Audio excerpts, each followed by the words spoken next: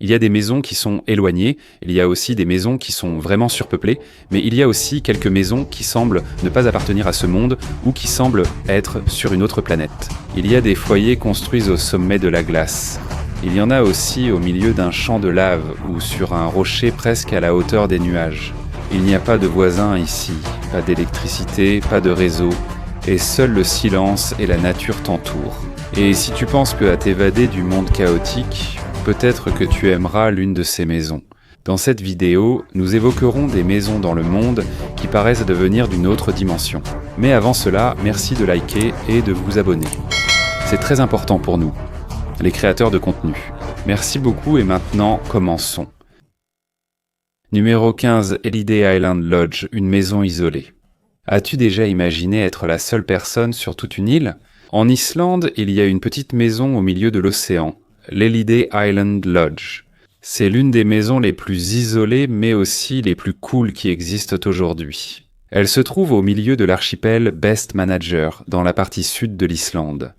Ce lodge a été construit dans les années 1950 comme cabane de chasse pour les chasseurs de macareux. C'est une structure isolée au sommet d'une colline verdoyante, entourée de falaises abruptes et d'une mer qui semble sans fin. Pas d'électricité, pas de voisins. Tes seuls compagnons sont le vent, les vagues et les oiseaux de mer. L'intérieur est simple, des équipements de base, pas de gadgets, pas de réseau, l'eau. Elle est simplement recueillie de la pluie. L'ambiance ressemble à une retraite de détox digital, où l'on est vraiment déconnecté. Mais ce n'est pas facile d'arriver ici. Il faut un bateau, du courage et des genoux solides pour grimper sur des rochers glissants et escarpés. La question est, pourrais-tu vivre dans un endroit où tes seuls compagnons sont le silence et la nature ? Numéro 14, Villa Epecuén, Argentine. Tu voudrais un décor style film post-apocalyptique ? En Argentine, une ville fantôme a été submergée et une seule personne y vit encore. La Villa Epecuén était autrefois une destination touristique populaire au milieu du XXe siècle. Les gens venaient ici pour son lac salé, réputé pour ses effets thérapeutiques. En 1985, le barrage a cédé et la ville entière a été engloutie par les inondations. L'eau a atteint une profondeur de près de 30 pieds. Des décennies ont passé et lorsque l'eau s'est retirée, des bâtiments rouillés et détruits sont apparus, des rues recouvertes de sel et des véhicules en ruine. On dirait un endroit abandonné par le temps. Mais voici ce qui est surprenant. Il y a encore quelqu'un qui vit ici. Pablo Novak est le dernier habitant de Villa Epecuén. Il n'y a pas d'électricité, pas d'internet et pas de voisins. Il endure le silence et l'isolement chaque jour. Ce n'est pas de l'excentricité, c'est un choix. Renoncer au monde moderne pour vivre avec les souvenirs du passé. Dans le silence de cet endroit, on peut ressentir à quel point l'isolement peut profondément affecter une personne. Numéro 13. Maison de la rivière Drina, Serbie. Une petite maison au milieu de la rivière. Si tu te demandes où t'échapper du chaos de la ville, pourquoi pas au milieu de la rivière ? La maison de la rivière Drina, en Serbie, est une petite maison en bois construite sur un rocher. Au milieu de la rivière Drina qui coule. Elle ressemble à quelque chose tout droit sorti d'un livre pour enfants. Petite, paisible, entourée d'eau et de montagnes, son origine vient d'une histoire d'enfance. Dans les années 60, quelques jeunes hommes cherchaient un endroit calme et éloigné des gens. Alors, à l'aide d'une barque, de bois et de leur propre ingéniosité, ils ont construit cette maison sur un rocher. Depuis, elle a été détruite plusieurs fois par les inondations, mais toujours reconstruite. Semangat s'est transistolé par Komswae, symbole de force et de détermination. À l'intérieur, seuls les équipements de base sont présents, sans électricité ni Wi-Fi. Le seul bruit, c'est le courant de l'eau et le chant des oiseaux. Pourrais-tu vivre dans cette maison ? Si tes seuls voisins étaient à mort les poissons et les vagues. Numéro 12, la cabane de Death Valley, aux États-Unis, une maison dans l'endroit le plus chaud d'Amérique. Veux-tu vraiment faire l'expérience d'un véritable désert ? Une maison au cœur de la vallée de la mort en Californie est réputée la résidence la plus sèche d'Amérique. Dans un endroit où la chaleur atteint plus de 120 degrés Fahrenheit, se dresse une cabane minimaliste qui semble défier le désert. Pas de climatisation, pas de voisins, mais la vue, solide, montagneuse. Désert et coucher de soleil digne d'un film de science-fiction. Elle a été construite comme un abri hors réseau. Pas d'électricité du réseau, pas d'internet et l'eau doit être collectée ou apportée. La maison est conçue pour résister à la chaleur extrême et à un environnement difficile. La nuit, Barto Tialino, pendant que le monde s'active sur les réseaux sociaux, ici tu contemples l'univers. Ici, les étoiles sont la véritable télévision. On peut le louer sur Airbnb. Mais ce n'était pas pour tout le monde. Ceux qui ont essayé disent donc que l'expérience a changé leur vie. Ce n'est pas une staycation, mais une vraie évasion. Numéro 11, Ermitage San Colombano, Italie. Une maison littéralement ancrée à la falaise. Pourrais-tu vivre dans une maison où un faux pas te mènerait directement dans le vide ? Dans le nord de l'Italie, l'ermitage San Colombano est accroché au flanc d'une falaise abrupte, un ancien lieu de prière qui semble flotter dans les airs.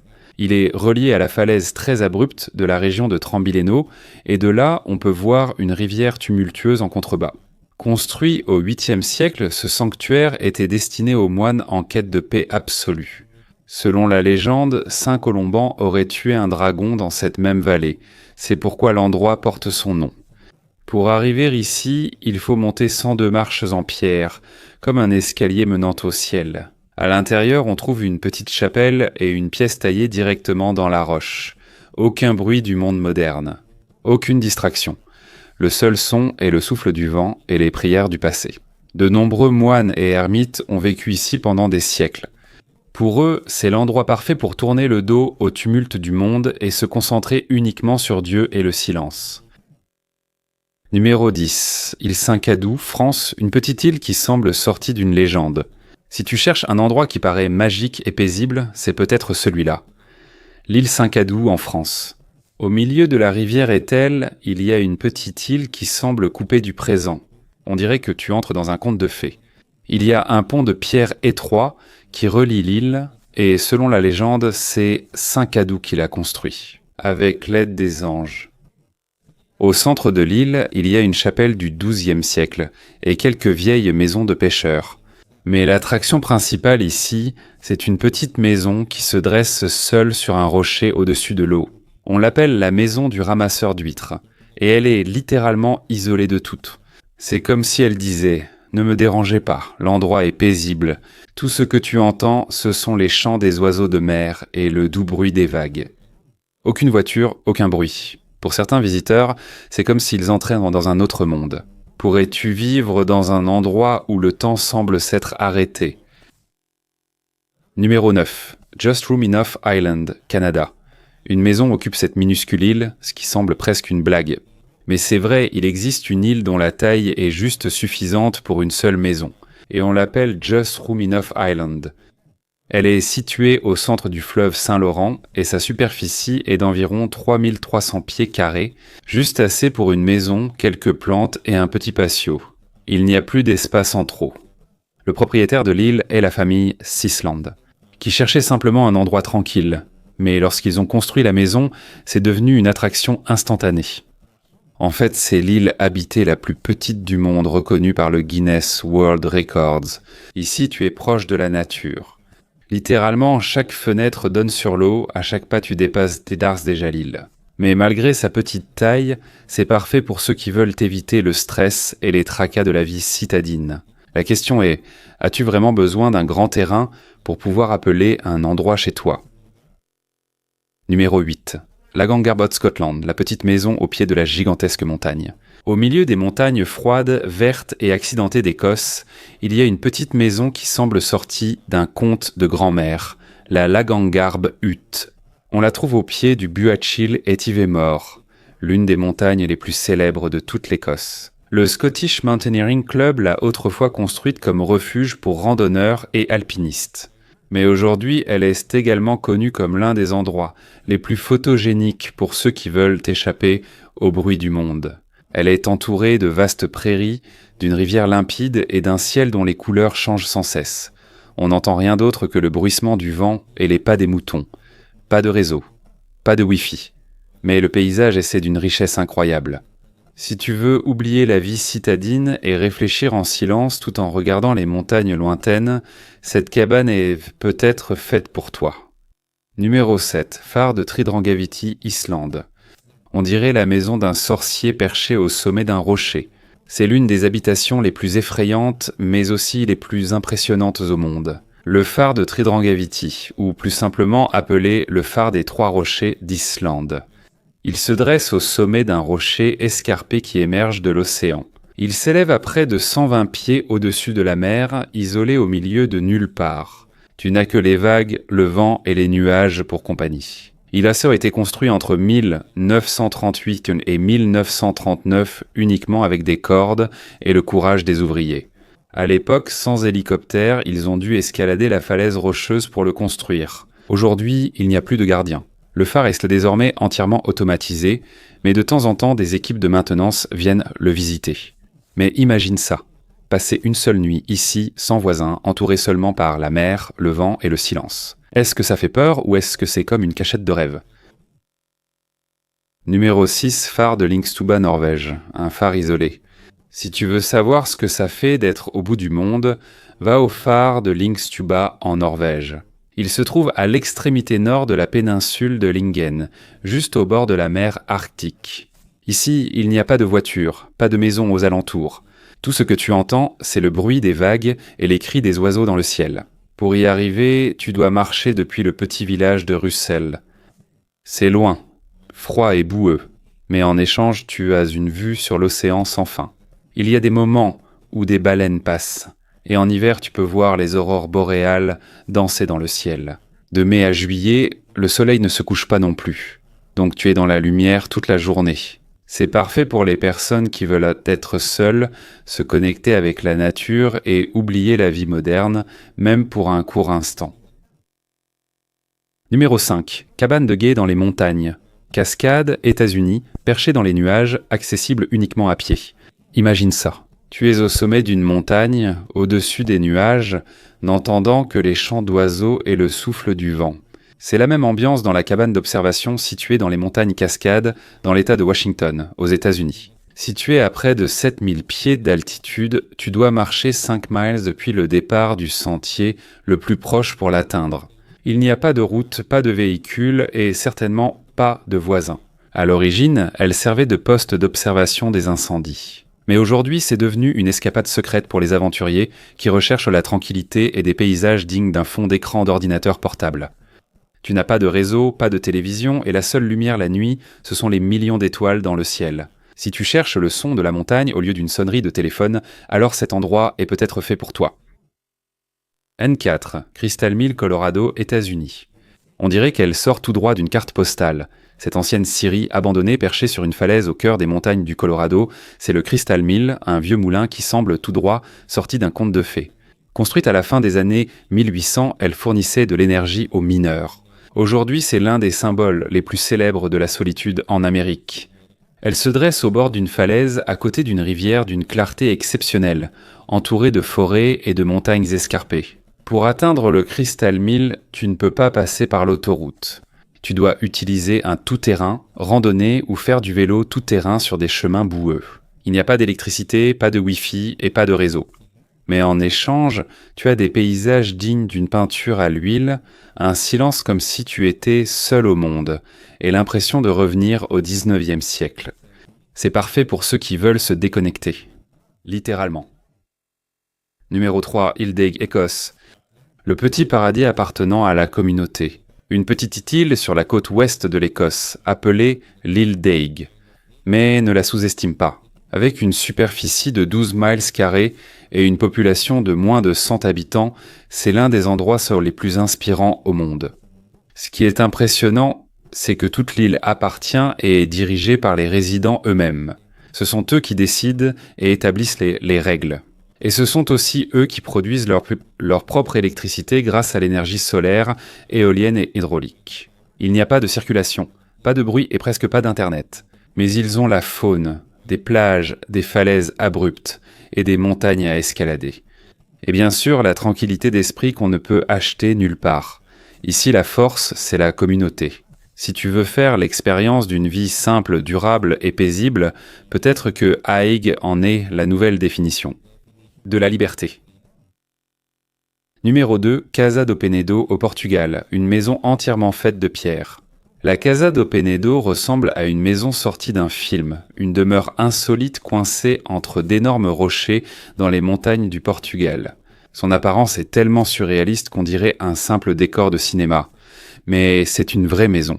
Son nom Penedo signifie « rocher » en portugais et ce n'est pas une maison ordinaire. C'est un endroit très paisible et rustique qui a été spécialement construit comme refuge privé pour une famille. Il n'y a pas d'électricité, pas de réseau, et si tu veux faire une sieste en n'entendant que le vent et le chant des oiseaux, cet endroit est parfait pour toi. La nuit, ta lumière vient des bougies et de la cheminée. Le matin, tu vois des montagnes à l'infini. Aujourd'hui, le lieu est devenu un mini-musée.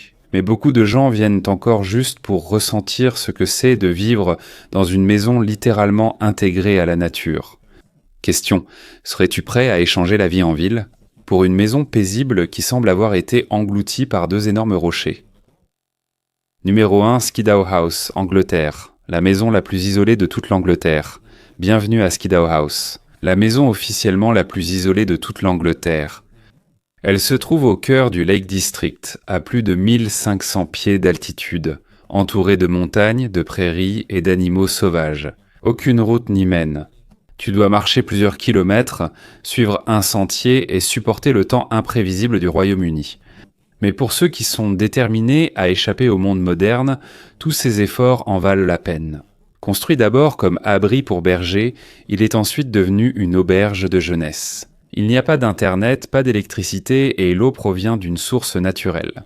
Ici, tes seuls voisins sont des moutons, des cerfs et parfois des aigles. Récemment, la maison Skiddaw a été vendue et beaucoup se sont demandé s'ils pourraient-on vivre dans un endroit aussi isolé. Mais la question pour toi, es-tu prêt à abandonner la vie citadine? En échange du calme, de l'isolement et d'une vue sur des millions d'étoiles la nuit? Sujet bonus numéro 1. La maison au sommet d'une colonne, Catski Pillar, Géorgie. Une maison au sommet d'un rocher. Oui, c'est vrai. En Géorgie, il y a une petite maison perchée au sommet d'une très haute colonne de calcaire. On l'appelle le pilier de Catski. La roche mesure plus de 150 pieds de haut et ressemble à une tour dressée au milieu d'une vaste forêt. Autrefois, nul n'imaginait qu'on puisse vivre au sommet de celle-ci. Mais au début des années 2000, un moine s'est monté sur la roche. Et il y a littéralement vécu pendant plus de 2 décennies. Il y a une petite chapelle, une chambre et peu d'affaires. Pour obtenir des provisions, il utilise un système de poulies. Et pour monter, il faut gravir un escalier très raide, en emportant tout son courage. Ce n'est pas simplement une maison, c'est un symbole de foi et d'un détachement total du monde. Penses-tu pouvoir vivre au sommet d'une telle colonne, où tes voisins les plus proches sont les nuages? Sujet bonus numéro 2, une maison sur un rocher, le restaurant The Rock à Zanzibar. Sur la côte de Zanzibar, en Afrique, il y a une maison étrange qui semble flotter au milieu de la mer. On l'appelle The Rock, et oui, elle est littéralement posée sur un énorme rocher au milieu de l'eau. Quand c'est la marée basse, tu peux marcher jusqu'à la maison, sur le sable. Mais quand c'est la marée haute, tu as besoin d'un bateau. Cette maison était autrefois un simple cottage, mais maintenant c'est devenu un restaurant. Mais la résidence ici demeure unique. Imagine pendant ton repas entouré de la mer, du vent et du calme. Aucun bruit urbain, pas de circulation ni de Wi-Fi. Seul le son des vagues t'accompagne. Si tu veux t'évader de tout, c'est sûrement la plus belle maison au milieu de nulle part. Sujet bonus numéro 3. Maison suspendue à la falaise, Cliff House, Australie. Il y a des maisons au pied de la montagne, mais celle-ci est au bord d'une falaise, vraiment suspendue. Une entreprise d'architecture en Australie a présenté ce qu'ils appellent la Cliff House, une maison moderne littéralement accrochée au flanc de la roche et suspendue dans les airs. Elle compte 5 étages et chaque niveau fait face à l'océan. C'est comme si tu vivais à l'intérieur d'un tube de verre vertical, que des paysages, que du ciel, que des vagues. Pour entrer, il y a une passerelle reliée au sommet de la falaise. De là, un escalier descendre. C'est comme un ascenseur à l'intérieur de la falaise. Tu n'as pas de voisins, pas de chemin d'accès, et c'est sûr que ce n'est pas pour ceux qui ont le vertige. Mais si tu aimes la tranquillité, la modernité et une vie extrême, la Cliff House est la maison la plus épique pour toi.